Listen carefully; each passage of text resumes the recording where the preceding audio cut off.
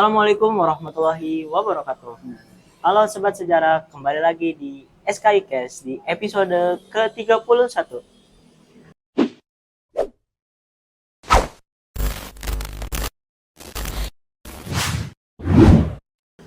Halo semuanya, perkenalkan nama aku Muhammad Hisham Hikmat Nazili. Mungkin teman-teman sudah sering kenal ya, dan kita juga udah pernah ketemu di episode sebelumnya.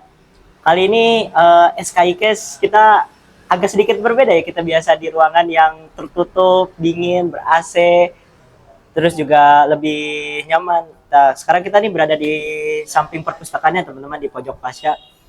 Dan juga kali ini narasumbernya itu adalah seorang mahasiswa daripada semester 5, satu angkatan sama saya teman-teman. Dan ini dia, Ripaldi. Tolong perkenalkan dulu ke teman-teman SKI Cash. Oke, bismillahirrahmanirrahim. Assalamualaikum warahmatullahi wabarakatuh. Ya, punten semuanya, perkenalkan nama saya Rivaldi Sapar, ya biasa dipanggil Ripaldi, ya, dari semester 5 kelas B. Orang mana Mas Ripaldi? Aslinya sih Bogor ya. Bogor. Orang Pajajaran ya guys ya. Buka-bukanya nih kayak kelihatan orang-orang ini siapa? Prabu Surawisesa. Habis ngapain nih Mas Ripaldi kegiatannya hari ini? Hari ini sih belum ada kegiatan apa-apa ya, cuman rencananya kami dari Komunitas Cinta Pustaka habis Ba'da Zuhur tuh mau ada rencana ziarah ke Indramayu. Ziarah ke Indramayu. Iya. Ada wali siapa emang di Indramayu? Ke Indramayu kita ke Raden Agus Arya Wilarodra. Oh, siap. Asli tuh. Insya Allah asli. Biasanya kan kalau di tempat-tempat kayak gitu kan suka ini tuh menjadi cuan-cuan. Aduh, bahaya dah. Ya, kalau yang akhir-akhir ini kan banyak yang udah dibongkar, tapi insya Allah kalau yang ini ya asli. Alhamdulillah. Ya. Anda sendiri kalau misalnya hari-hari sebelumnya tuh, kayak hari-hari weekday, itu kegiatannya apa aja Mas? Kalau kita sendiri mungkin ya selain daripada kuliah gitu sebagaimana mahasiswa pada umumnya, kebetulan kita sendiri itu mungkin lebih seringnya latihan. Latihan apa tuh? Latihan, kebetulan saya tuh di bidang olahraga wushu ya. Wusu guys. Ya, selain wushu mungkin ya beberapa hari piket di perpustakaan ya, karena memang kewajiban dari Komunitas Cinta Pustaka juga, jadi bantu-bantu staf perpus itu. Oh, siap. Ini ngomongin perpustakaan ya Mas. Kalau perpustakaan itu sendiri Mas, boleh nggak sih kita tahu hari-harinya dan apa aja buku-buku yang ada di perpustakaan, khususnya untuk jurusan sejarah peradaban Islam? Kalau di perpustakaan sendiri sih untuk waktu buka ya sebagaimana mungkin yang teman-teman udah pada tahu ya. Soalnya saya nggak pernah ke perpustakaan. Ya, masalah sih perpustakaan kita sendiri sekarang itu lebih menekankan fokus kepada layanan digital sebenarnya. Oh, layanan digital. Layanan digital. Nah, kalau untuk konvensionalnya sendiri kita buka dari jam 8 pagi sampai jam 4 sore. Nah, tapi nanti ada waktu istirahat itu di sekitar jam setengah 12 sampai jam 1. Kayak gitu. Nah, untuk teman-teman ya, mungkin sebenarnya bukan cuma dari mahasiswa SPI ya, FUA mungkin ya, kebanyakan itu sebenarnya bisa dikatakan kita dapat treatment spesial lah dari perpustakaan. Apa itu? Jadi di perpustakaan itu di layanan koleksi kan di lantai 2 ya, itu ada koleksi umum dan koleksi-koleksi keislaman. Nah, di koleksi-koleksi keislaman ini sebenarnya banyak tema-tema gitu kan yang berkaitan sama jurusan-jurusan di FUA gitu. Betul. Termasuk kayak kita sendiri sejarah peradaban Islam, itu buku-bukunya banyak. Terus tasawuf, Al-Qur'an, gitu kan, ilmu hadis dan lain sebagainya. Kayak gitu. Nah. Baik. Ngomongin terkait dengan buku dan juga melihat daripada pengalaman Mas Ripaldi ya. Aku bukan pernah sih, kayak dengar dari teman-teman kelas B. Kita kan berdua beda kelas teman-teman ya. Jujur teman-teman, aku selama 1 semester ini baru pertama kali ngobrol sama dia ini teman-teman. Kalau yang aku dengar dari anak kelas B, Mas Ripaldi ini ya bisa dibilang menjadi pilarnya lah, orang pintar lah. Mas Ripaldi sendiri pernah nggak sih Mas, kan kalau di SPA itu kan kita ada teori sejarah gitu, kayak metodologi penelitian sejarah. Mas Ripaldi pernah nggak melakukan yang namanya ngebacain naskah tuh, baca-baca naskah atau apa ya, kayak benar-benar langsung turun lapangan buat melakukan penelitian sejarah? Jika disebut turun lapangan, ya sebenarnya kalau turun lapangan tuh begitu kan pernah aja ya, karena emang tugas kuliah juga gitu. Dan, Gimik aja sih, saya juga udah pernah sih. ya, cuman jika untuk kayak pegang langsung naskah atau baca langsung naskah secara real gitu fisiknya, ya kita belum dapat bagian itu. Walaupun memang bisa dikatakan pengen sih. Pengen ya? Iya. Nah, cuman akhir-akhir ini juga sering gitu kan ngulik-ngulik terkait naskah gitu kan. Ya buat apa lagi kalau bukan tugas kuliah sih. Cuman kayak gitu aja sih. Ya. Ngomongin tentang naskah ya, naskah ini sering banget kita jadikan sumber primer ya sih, Kak? Iya, Ya, sumber primer buat penelitian sejarah ya. Aku pengen tahu sih pengetahuan Mas Ripaldi ya terkait dengan sejarah kota Cirebon. Kota Cirebon kan dikenal sebagai kota wali, apalagi kota yang akan banyak kaya budaya, makanannya juga banyak kayak nasi jamblang, pal gentong, terus apalagi ya? Docang. Ya. Saya baru pertama kali tuh makan nasi jamblang sama pal gentong doang. Kalau misalnya lain belum pernah. Oh, sama lengko itu jangan lupa itu. Jangan lupa penyelamat kita. Penyelamat akhir bulan itu, nasi lengko. Terus kalau yang kita kenal kan dulu kan Cirebon itu menjadi pusat pemerintahan ya, Kesultanan Cirebon ya. Nah, aku pengen tahu deh dari pandangan Mas Ripaldi, apakah Cirebon ini ketika sebelum berdiri, sebelum berdiri, Cirebon ini bagaimana sih proses terbentuknya kerajaan ketika Pangeran Walangsungsang itu katanya ingin mengembara di suatu tulisan atau keterangan orang keraton kan katanya mengembara tuh. Iya.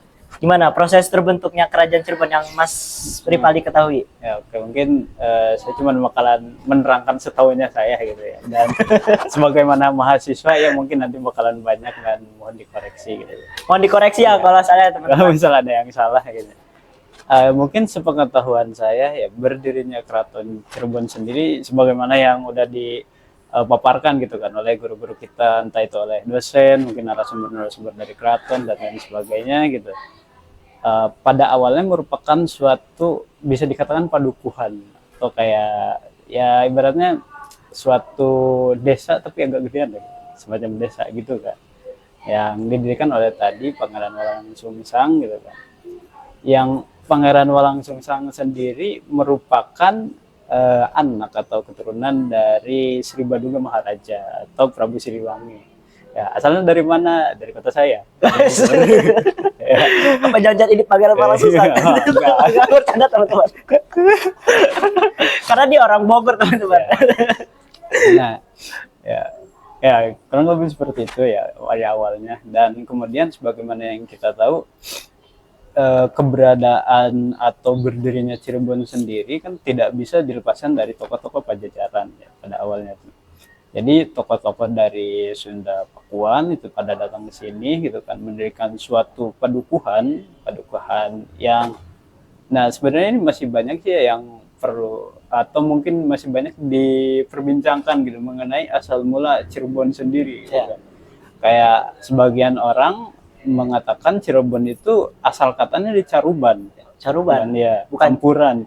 Nah, tapi di satu sisi kan, sebagaimana yang kita tahu, Cirebon itu sebagaimana nama-nama daerah Sunda pada lainnya yang berasal dari cai ya, dan rebon kan, air dan udang gitu kan. Bentar Mas, kalau saya yang pernah dengar tuh ada orang ngomong cicing di dia kan. Ya. Tanya hot ini tanya orang. Itu lanjut Mas. Ya, tapi itu kayak misal kalau mungkin masih pernah dengar kayak Cianjur, Cibadak dan sebagainya. Jadi dikaitkan dengan nama-nama seperti itu. Nah, sebenarnya bisa dikatakan agak sulit juga sih mendiagnosis mana yang lebih kuat karena dua-duanya punya reason yang sebenarnya masih masuk akal juga gitu. Dimana ketika kita mengatakan Cirebon itu berasal dari kata caruban atau percampuran itu bisa dianalisis karena waktu itu Cirebon memang pusat perdagangan. Ya. Pusat perdagangan jadi sekaligus sebagai suatu tempat yang jadi persilangan budaya dari berbagai macam elemen masyarakat. Terutama mungkin Sunda sebagai originnya, terus ada juga masyarakat Jawa gitu kan. Terus ada etnis Tionghoa, India, Arab dan lain sebagainya kumpul jadi satu gitu kan. Nah, tapi ketika kita mengatakan alasan Cirebon itu dikasih nama tersebut gitu kan karena Cai dan Rebon masih masuk akal juga karena pada waktu itu komoditas utama di Cirebon sendiri adalah udang gitu kan. Yang udang ini sebagian ini bisa dikatakan dibikin petis, bikin terasi dan lain sebagainya lah produk-produk olahan yang akhirnya jadi komoditas utama untuk memajukan ke perekonomian mereka gitu pada masanya. Nah, cuma terlepas dari itu ya pada saat awal berdirinya Cirebon itu sebenarnya kita juga perlu memperhatikan bahwasannya sebagai suatu wilayah yang berada di bawah kekuasaannya Pajajaran pada waktu itu, Pajajarannya sendiri pada waktu itu semakin melemah. Gitu. Melemah. Nah, salah satunya dikarenakan mangkatnya atau turun tahtanya Sri Baduga Maharaja atau Prabu Siliwangi yang digantikan oleh keturunannya pada generasi-generasi berikutnya gitu. Nah, yang pada akhirnya kan sebagaimana yang kita tahu Cirebon memerdekakan diri dan menjadi suatu kesultanan independen. Ya, walaupun sebenarnya bisa dikatakan pada waktu itu nggak independen juga. Independen juga ya. Ya, karena memang masih ada pengaruh dari kekuatan Islam di Jawa gitu yang Jawa Timur di Mataram. Seperti itu sih yang saya tahu. Nah, ngomongin terkait dengan keraton sama Prabu Siliwangi nih Mas. Aku sendiri pernah dapat suatu pertanyaan ya sama orang jurusan luar dari IAT kalau nggak salah. Dia tuh nanya ke aku, itu teman kosku kan.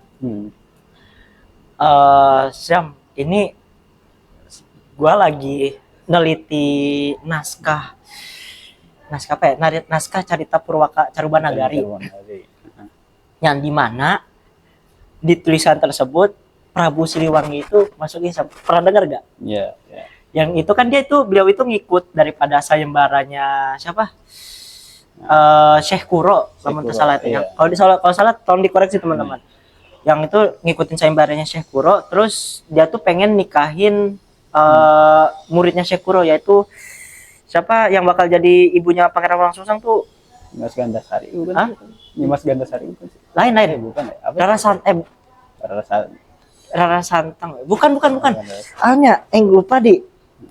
Karena saya bukan, pokoknya murid daripada Syekh Kuro pokoknya yang bakal menjadi ibu daripada Pangeran Walangsungsang, Rara Santang sama satu lagi Pangeran Kian Santang ya. Pokoknya itu. Nah, cuman kan dari kepercayaan dari masyarakat Bogor ya, entah dari saya nggak tahu ya, dari kepercayaan masyarakat Bogor atau yang masyarakat Hindu ataupun Buddha, itu kan Prabu Siliwangi itu kan moksa. Sampai akhirnya sampai sekarang itu tidak diketahui. Nah, namun yang logisnya itu adalah ketika seorang Muslim itu meninggal ataupun wafat itu kan dikuburkan. Ya kan?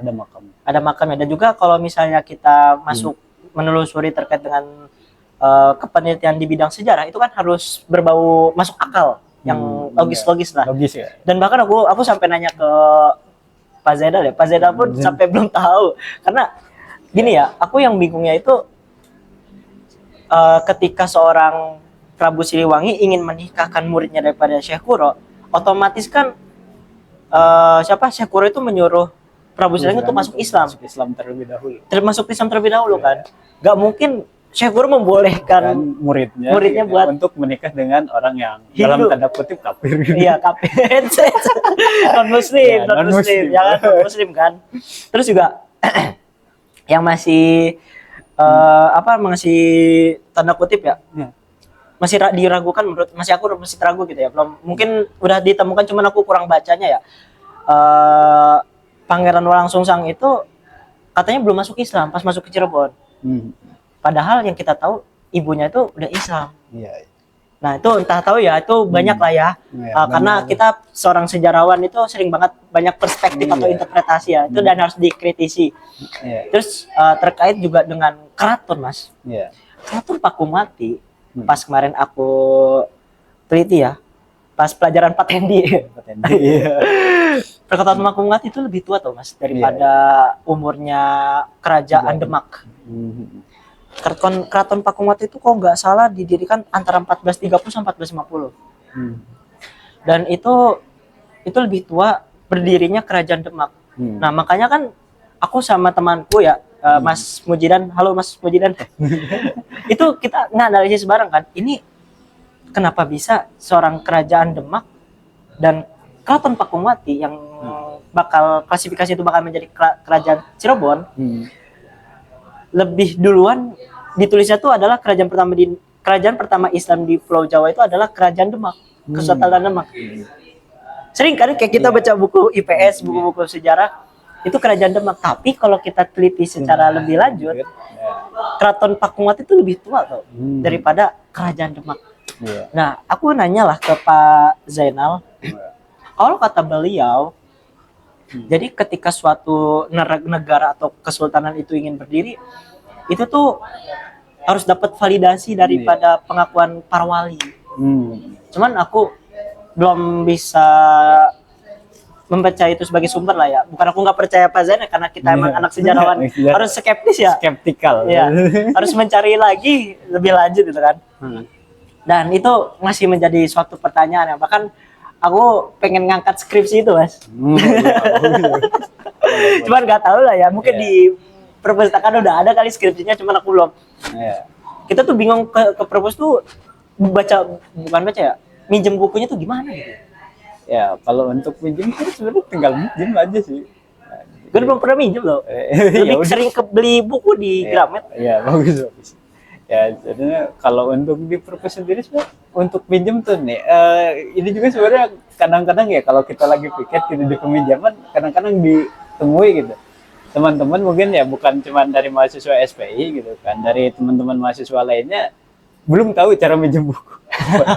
Padahal minjem buku di perpus tuh gampang ya. Jadi teman-teman mungkin yang udah ada KTM gitu kan atau minimal hafal NIM-nya itu tinggal menyerahkan NIM aja gitu. Nanti baru diproses sama teman-teman atau petugas yang ada di bagian peminjaman gitu. Udah sesimpel itu sih. Sesimpel itu ya? Sesimpel itu. Ya Allah deh, kemarin di semester 1 pengen minjem buku. Lupa.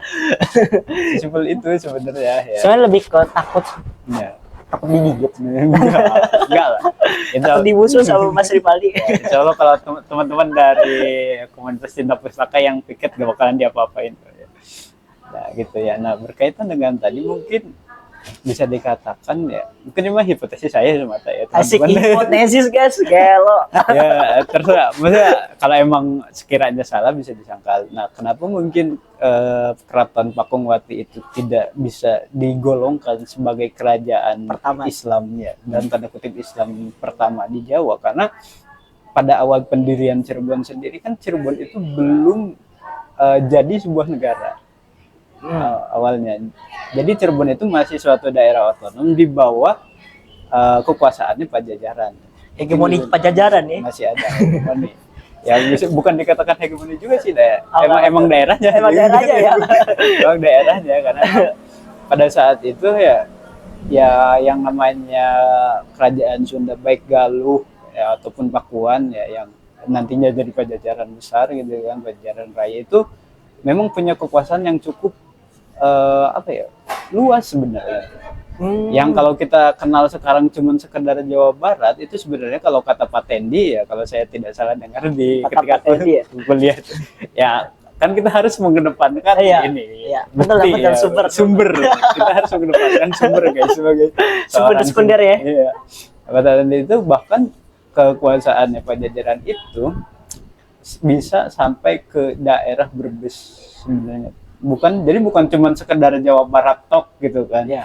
Nah itu pun nanti kan pembagiannya Jawa Barat pun ada pembagian lagi gitu kan. Misal di sebelah baratnya itu ada Banten, terus ada Priangan. Nah Priangannya juga nanti ada Priangan Wetan, Priangan Kulon gitu kan, sampai ke Caruban gitu kan. Yang ya sebagaimana kita tahu meliputi kurang lebih kota dan kabupaten Cirebon, Indramayu, Majalengka dan lain sebagainya lah di KCD wilayah 3 sekarang gitu kan. Bekasi termasuk nggak? Nah, Bekasi ini sebenarnya agak menarik nih mau bahas Bekasi. Lanjut dulu, lanjut dulu. Bahas Bekasi nih. Ya kalau lebih kayak gitu. Jadi mungkin kenapa tidak diklasifikasikan karena pada waktu itu Cirebon belum bisa dikatakan sebagai sebuah negara juga sih sebenarnya. Jadi mungkin sistemnya kayak Banten kuno. Jadi Banten yang sebelum ada Islam tuh, itu kan udah ada perkampungan ya, atau bisa dikatakan bukan perkampungan lagi, mungkin sebuah provinsi di bawah Pajajaran. Itu ada 2, Banten Girang dan Banten Larang gitu Ya, kan, yang dipimpin oleh Rayuan Pacukumun kalau nggak salah waktu itu tuh. Yang sekarang tuh jadi peninggalannya gitu masih bisa dilihat kalau kita masuk ke daerah Baduy gitu. Nah mungkin Cirebon juga bisa jadi pada waktu itu ketika awal ininya itu ya seperti itu. Ya. Emang kita harus teliti lebih lanjut ya. Iya. Nah, ini BTW ngomongin tentang pelajaran. Ini kan udah semester 5 nih. Iya. Ini sebenarnya udah 20 menitan ya ini. Udah lebih dari SOP nih. Ini ini pertanyaan terakhir ya mungkin ya. Iya. Pertanyaan terakhir. Ini kan udah semester 5 di mana kita udah harus menyiapkan judul proposal, Mas. Iya. Apa yang menjadi mata kuliah peminat yang bakal menjadi ujian akhir sidang atau seminar proposal Mas Ripaldi? Nah sebenarnya ini juga masih saya pikirin sih karena Masih saya dipikirin. karena ada beberapa apa ya ibaratnya mata kuliah yang dalam tanda kutip saya suka nih, cuman saya kurang paham. Oh kurang paham. Iya. Contoh. Contohnya kalau di saya itu sejarah pesisir dan mungkin ada sejarah beberapa mata kuliah yang mohon maaf ya dalam tanda kutip pada waktu itu kurang pertemuan gitu. Padahal menurut saya pribadi mata kuliahnya itu lumayan menarik sih kalau dikaji. Jadi masih milih-milih beberapa. Nah kalau untuk judul sendiri saya tuh sedang apa ya mempertimbangkan untuk mengkaji wilayah Asia Timur sih sebenarnya, ataupun minimalnya itu tentang jejak-jejak orang-orang Tionghoa di daerah Cirebon dan Jawa Barat lah pada umumnya. Gitu sih. Mungkin seperti itu. Iya. Oke teman-teman, karena udah menjadi pertanyaan terakhir, mungkin obrolannya kita selesai dulu karena ini saya sebenarnya masih banyak ngobrol ya. Nanti di belakang kamera aja ya. Kalau teman-teman pengen diskusi atau pengen apa ya kita bisa lah ngobrol bareng lah di Win lah pokoknya Win Cirebon. Oke Mas Ripaldi, terima kasih teman-teman yang sudah menonton, menyimak, dan bisalah kita minta kritik dan saran terkait dengan argumentasi kita atau tadi pasal ngobrolan kita ada yang salah, tolong dikomentarin saja ya, diulas lagi kalau ada yang salah. Saya Muhammad Isyam Hikmatin Nazili pamit undur diri dan bersama Mas Ripaldi. Assalamualaikum warahmatullahi wabarakatuh. Sampai jumpa.